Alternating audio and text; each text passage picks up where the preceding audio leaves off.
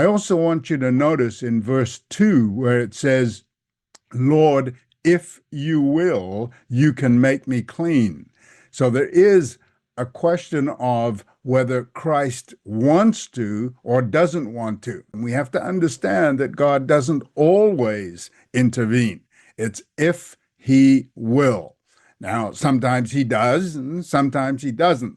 If he doesn't, we also have to accept that and move forward and try and learn the lessons that we need to, be it a lack of faith or be it for some other reason that he might decide to leave us with our illness. Palsy, that the centurion servant suffered from, that's a permanent paralysis. That means you can never regain muscle control.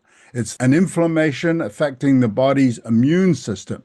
And what it does is it basically kills the nervous system so that the electrical signals coming from the brain can't reach the muscles anymore, and those muscles die. And that means that the person becomes immobile. And we use the term for that, omniscient.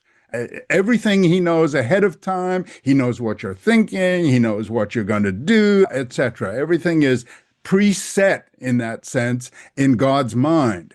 And this is not correct. This is an incorrect understanding of the power of God. Now, once again, God can know things ahead of time, and God does know things ahead of time, and that's the meaning of prophecy. But that does not eliminate the fact that there are certain things that God doesn't know ahead of time, and that is in conformity with the free will that he's given us. If he knew everything ahead of time, then we don't have the free will to make the choices that we certainly do have the opportunity to make.